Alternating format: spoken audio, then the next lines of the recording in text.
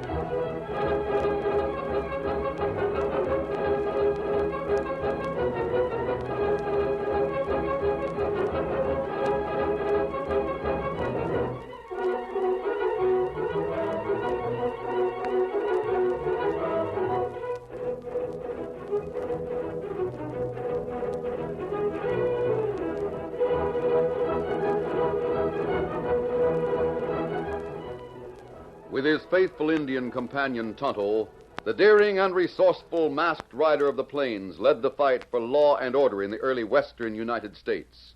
Nowhere in the pages of history can one find a greater champion of justice. Return with us now to those thrilling days of yesteryear. From out of the past come the thundering hoofbeats of the great horse Silver. The Lone Ranger rides again. Come on, Silver. Let's go, big fellow. I'm Silver. Hi!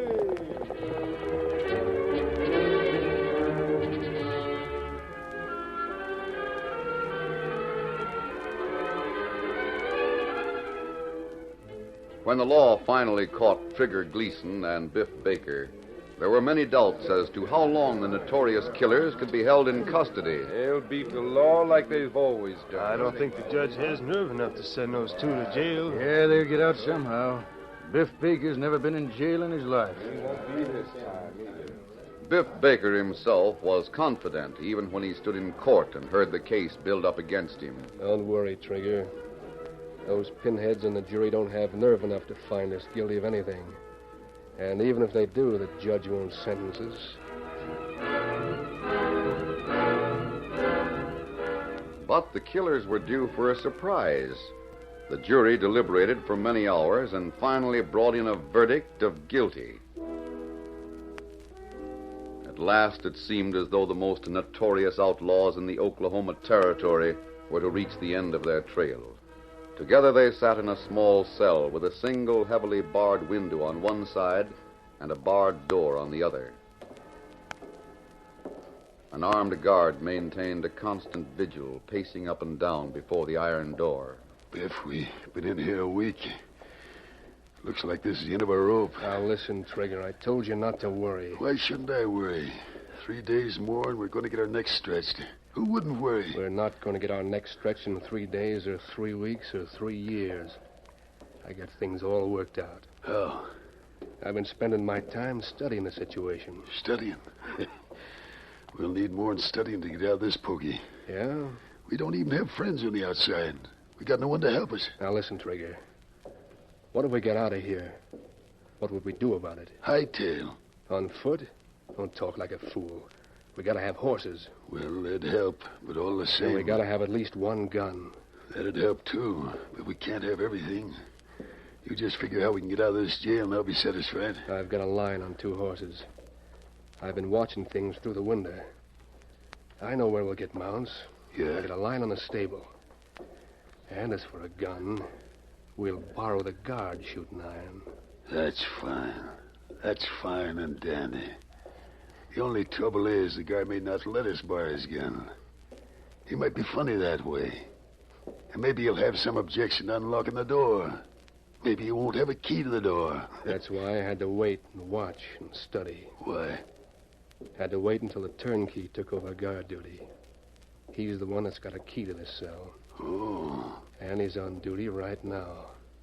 Trig, you just watch what I'm gonna do. I'm watching. Oh, my eye! Trig! Trig, I got a hunk of something in my eye. It's killing me. What's the matter in there? My eye! Trig! Trig, let me take your bandana. We got nothing like that, Biff. Guard, help me. Look at my eye. Get the thing out. It's a hunk of rock or something. Oh! Come over close to the bar. Oh, I can't stand it. Stand still if you want me to look at your eye. I can't stand still. It's killing me. Do something. Let me look. Never mind. I got your gun now. Freeze. Shut up, or I'll let you have it. Stand right where you are. Reach through the bars. Trig can get his keys. He keeps them in the right-hand pocket. You won't get away with it, Biff. We'll see about that. I got the keys. I'll reach around and unlock the door. Can you make it? Yeah, I'm getting it. This country isn't big enough to hide you two. We'll catch up with you. You wait and see. You won't get us back here alive, guard. There. Good work. Now we'll get the guard in here and tie him up. Why not drill him? Be done with it. No need for that. He's been pretty square with us. Come on, guard. You're being lucky. Don't try any tricks, though. Don't make no shouts, or your luck may run out. I know when to keep still. Take his belt, Trig. Fasten his hands while I gag him. By the time he gets anyone to come here, we'll have a head start. Right. But it seems to me it's a waste of time. Never mind how it seems to you. This'll keep him quiet. Now draw that belt tight. It's a plenty tight. Now, come on, Trig. Let's hit for fresh air.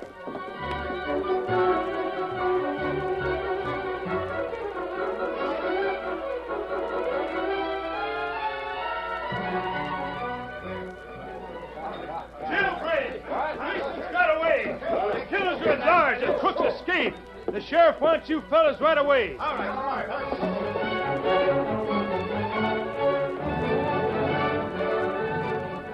I want the biggest posse any lawman ever had.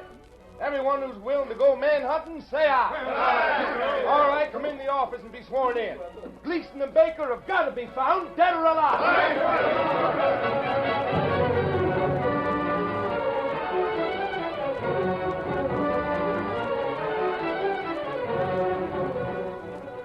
The manhunt went on for several days, and then the last clue proved futile.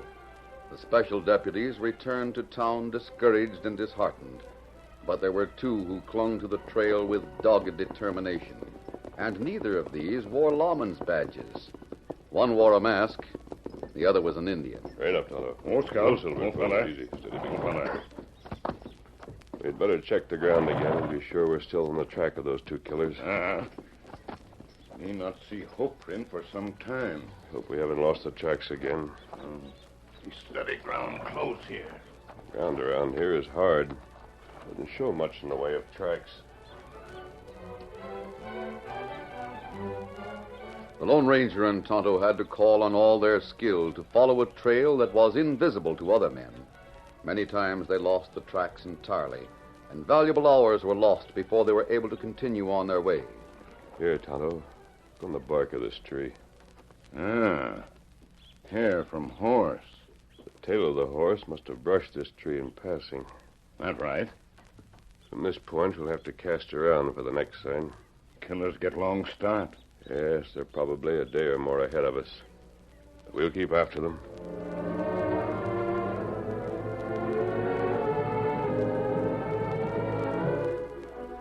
In the meantime, Gleason and Baker gloated over their successful escape while they pushed ahead on their stolen horses. They came to the edge of a canyon and followed the rim toward a small, neat cabin with smoke coming from the chimney. Gleason, take a look. As far as I can see, this is the end of the trail. Meaning what? That cabin is where we're making our last stop. Did you know about it when you headed this way? Yeah. Who lives there, Bev? An old galoot that's kept by himself the past several years. He said he's got a tidy sum in gold hid away somewhere. We could use that. We can also use his cabin. And he's got something else we can use. What's that? His name. His name? I don't savvy. What is his name? Joe. Joe what? I don't know. I don't think anyone else knows. He's just Joe, that's all. He lives by himself. Grows what food he wants, keeps a few chickens. Takes fish from the stream at the bottom of the canyon. Well, Well, I don't see how we could use his name. What are you getting at? You'll see. Rein up. Oh, there. Oh. We're going to call on him. You let me do the talking. I'll handle this so we won't have to be afraid of any lawman ever catching up to us. Well, that suits me.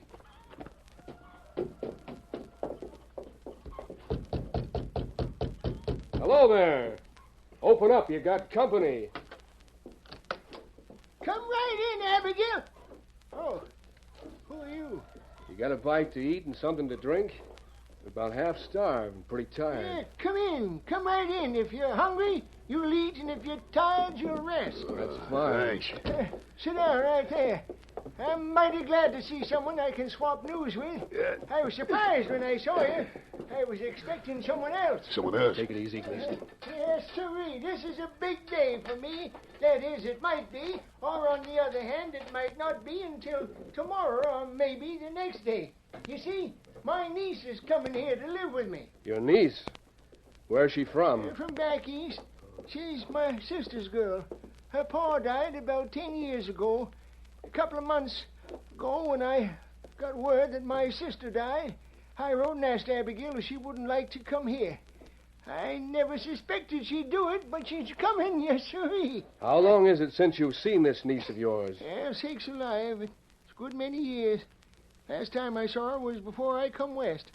Must have been 14, 15 years ago. How old is the girl? Well, now, let me see. She was a pigtail youngster, about 7-year-old.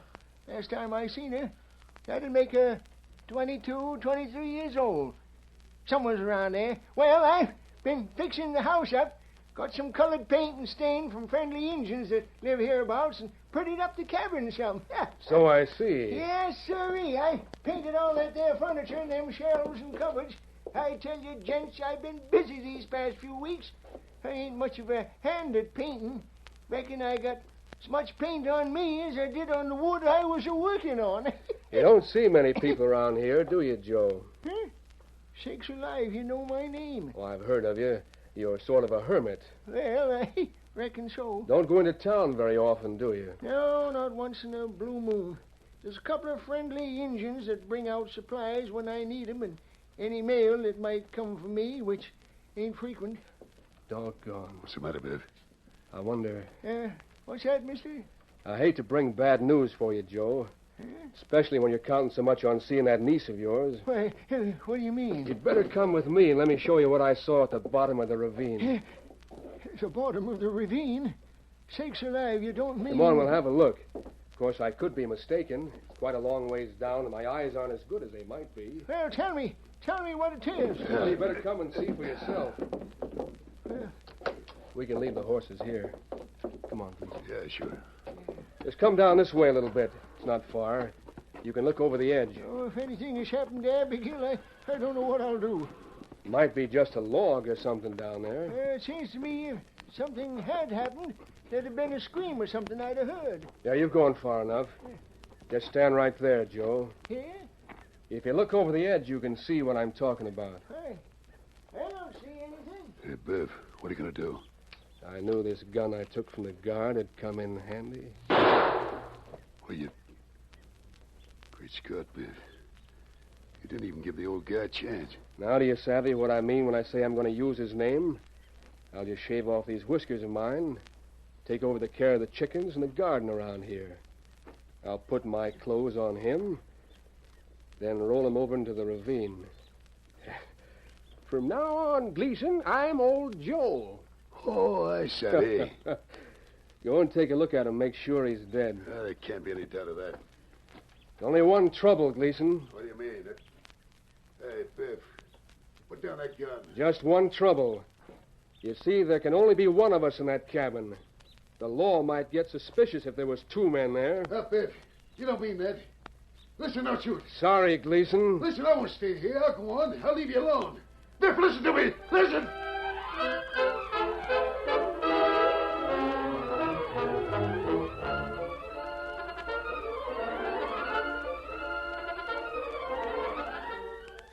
The curtain falls on the first act of our Lone Ranger story. Before the next exciting scenes, please permit us to pause for just a few moments.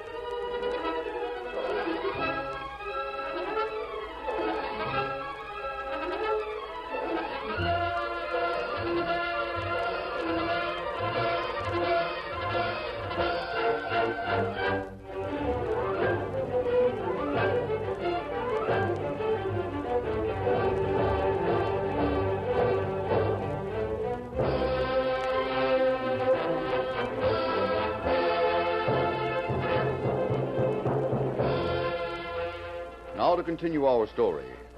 The Lone Ranger and Tonto had followed the outlaws' trail relentlessly, but their progress had been painfully slow. They came from a woods and crossed a level, open area at the edge of a ravine. A short distance away, they saw a cabin. Old Joe's cabin. Smoke was coming from the chimney. Silver, over easy. Stand big fella. No fella. Tonto, look over there. You see that rope corral? Two horses in there. I wonder if they're the horses we've been following. We go see, huh? Me check hoof print. Oh, wait a minute. We'll see who's inside the cabin first. Stand back and keep your gun ready. Who's there? Open the door. I want to talk to you. Yeah? Great day. You're masked.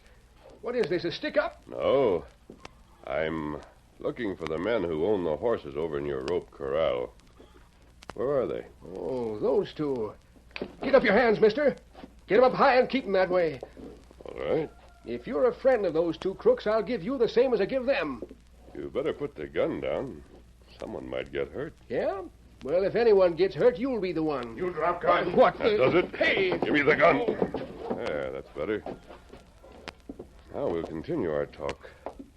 We came to ask about the men who rode those horses into your corral. They friends of yours? They're a couple of killers who escaped from jail. The law wants them. What? You mean to say you're on the side of the law? I'm after those two killers. Well, you can stop your manhunt right here. You've reached the end of it. Yes? Yes, sirree. I was fixing up my little house here. You can see all the painting I've been doing. Well, what about the killers? Killers. I tricked them. That's what I did. I tricked them. Shot both of them. Shot them? You're doggone right. The two of them went over the edge of the ravine. Far as I know, they're still lying down on the floor of the canyon. All right, we'll have a look at them. Look, mister, I don't want no trouble with the law. I shot those two in self-defense. It was me or them. You'll have no trouble. You'll take care of things? Yes. Come on, Tonto. That's just about the slickest thing I ever done.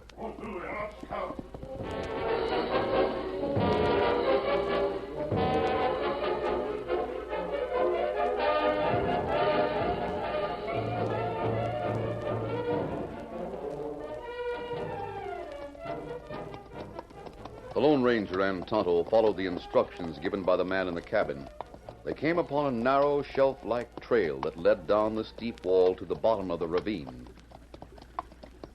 Traveling upstream, they reached a place where the sandy beach was wide. Here at the foot of the cliff, they found two men. Silver, boy. Scout. Easy, big fella. You take a look at that one over there, Tonto. Fella's dead. There can't be much doubt of it. Yes, this one was killed by a bullet. This fella's same way. Well, it's the end of the trail for these two outlaws. Maybe that good. At least it will save the law the trouble and expense of hanging them. Well, what we do? We take 'em back? No, Tonto. Go through their pockets. Take anything we can find that will identify them. We'll bury them here. Fella up above. Plenty good shot. Yes, he was. Hey, look here, Tonto. This man's belt has his name carved into the leather. Gleason. Oh. That mean this feller, Biff Baker. He's not as big as I thought he was. Not much in pocket. This is strange, Tonto. Look here. What matter? Baker's hands. Notice how hard and callous they are. They're quite different from Gleason's. Baker must have been different from most outlaws. His hands did a lot of hard work. That's right. Well, unpack the spades. We'd better wrap these men in our extra blankets. I think then we'll... What matter? Tonto, I just thought of something. Leave those spades where they are. What we do? We're going to change our plans.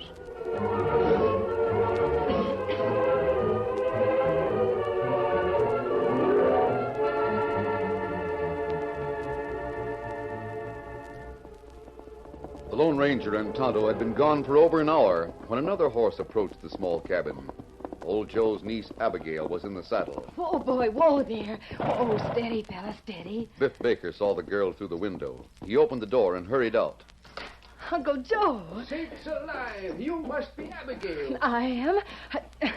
Golly, am I glad to get here. Did you come all the way from town by yourself? Mm-hmm, I certainly did. How'd you ever find the place? I asked for instructions. My sakes. Well, let me take those saddlebags. Is that all the luggage you got? Must have a suitcase or something. Oh, yes, they're still in town. I couldn't very well bring them on the horse. No, of course not. I thought you might have a wagon of some sort, so you could go to town and maybe pick up my things when you return this horse I rented. We'll take care of it. Come on inside. I got the house all fixed up for you. Yep, I'll take care of your horse later. We'll turn him into the corral. Step right in, Abigail. Oh, how pretty. Why, this is a nice house. Well, I've done a little fixing. I got some paint and stain from the engines. Why, it's just as cozy as it can be. Yep, I'm pretty proud of it, Abigail. I don't know as many places are built more solid. Not so big, but it's plenty sturdy. Proud of it? Yeah. Why? Oh, then you must have been fooling in the letters you wrote. Eh? You said you were ashamed of your house. Oh, well... But it doesn't matter. No, there's the bunk over there in the corner, Abigail. I've rigged up a curtain you can draw around it. I've got a place for myself fixed up in the barn. As soon as I get time, I'll add another room to the house here. Then you'll have a room of your own. Oh, then you've changed your plans. What do you mean? Why, I guess you didn't mean much of what you said in your letters. How's that? Have you forgotten? You were going to hire some men in town to come out and build a larger house. And you were going to have a housekeeper. Oh, Well, we'll talk about all those things later. Abigail, why are you looking at me that way? Your eyes are brown. Sure they're brown. What of it? Well, Mother must have been mistaken. She used to tell me you had very light blue eyes, just like hers. That my eyes were blue like her side of the family. She said everyone in her family had blue eyes. Your mother was mistaken. Yes, I guess she must have been. Oh, Uncle Joe, tell me, what became of Chris? Chris? Yes, don't you remember writing about Chris? I'll tell you, Abby. My memory's been failing me of late. Chris is the colt you had here. You said I'd have him for my very own. A fine black colt. As black as midnight, you said. Oh. Don't you remember speaking of him in your last letter? Well, you see, Abby, Chris died. That's what happened to him. He died just a short time ago. A couple of days ago.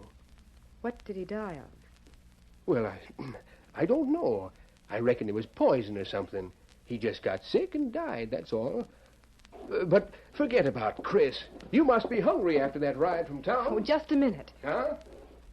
You're not my uncle. What's that? Who are you? Abigail, what are you saying? Where is my uncle? Why, I'm your I'll uncle. listen to no more of your lies. My Uncle Joe did have blue eyes, and he said nothing about a horse named Chris in his last letter or any other letter. Why, you... Oh, no, you don't. Stand right where you are. A gun? Yes. Certainly is a gun, and I know how to use it. I'll put that gun away, Abigail. I reckon the sun has got to your head or something. Oh, no, it hasn't. You're an imposter. You've done something with my uncle, and I'm going to find out what it is. I'll put that gun aside, girl. Stay where you are. You're not going to shoot anyone. Least of all, your poor old uncle. Stop, I tell you. Don't you come one step closer. Stop, I tell you. I'll shoot. I will shoot. Yeah. You... I'll take that gun. You shouldn't play with toys like that. You're likely to hurt someone. You're a smart young filly, ain't you? Oh, let me out of here. No, you don't. Get back there. You beast. If you'd been a little smarter, you'd know enough to keep your mouth shut. Not try to trick me. Oh, but I did trick you. Yes, you did. I'm not your uncle, and I admit it. Where is he? He's dead, that's where he is. He's at the bottom of the ravine. But no one's ever going to know about it. As far as the law will know, he's Biff Baker, a man who was condemned to hang for murder. Oh, then your name is Baker. That's right. And they can only hang me once. Now that you know the truth, I guess you know what's going to happen to you. No, please. That won't help none. You can't get away with it. Everyone in town knows I started out here to come. Yeah, well, you never got here as far as I know. I haven't seen hide nor hair of you. Oh, no. No.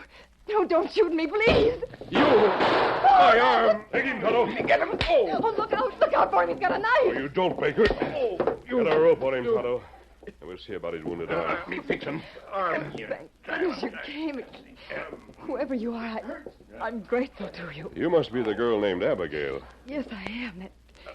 That man was just about to shoot me because I learned he wasn't my uncle. His name is Biff Baker. He's been sentenced to hang. Now he'll go back to jail so the sentence can be carried out. Oh, but my uncle. We found your uncle at the bottom of the ravine. Oh. He's dead, isn't he? Yes, I'm sorry. There's a pretty well-founded rumor that he has quite a bit of gold here. We'll help you find it, and you can take it back to town with you. Oh, I guess you deserve a large share of it. You saved my life. No, you're mistaken. Your Uncle Joe saved your life when he painted the furniture in this room. What do you mean? Well, Tonto and I found two men down below. We thought they were the outlaws, Gleason and Baker. When we saw that the hands of one of them were stained with Indian colors, we realized it must have been he who did the painting here. That's what brought us back in such a hurry. All accounts. That's enough from you, Baker. Him tight, plenty tight now. Easy. Bandage his wound, Tonto, and keep an eye on him until I return with the sheriff. Oh, but We'll bring a wagon, Abigail, and a fine woman. Widow Martin will be happy to give you a home. The big coat? One silver. Oh, he's masked. Is he an outlaw? No, him no outlaw. Him Lone Ranger.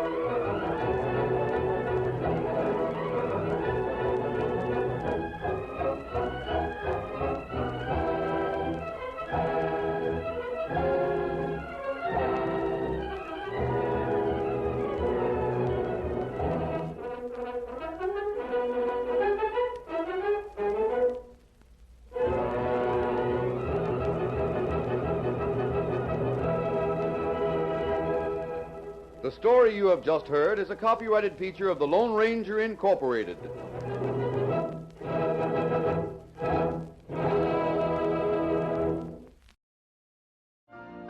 You've been listening to the OTR Gold Network. Find more classic radio at otrgold.com.